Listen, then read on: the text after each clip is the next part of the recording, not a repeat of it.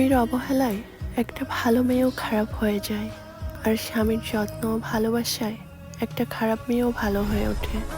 তাই তো সবাই বলে একজন মেয়ের সবচেয়ে বড় মানসিক ডাক্তার হচ্ছে তার নিজের স্বামী।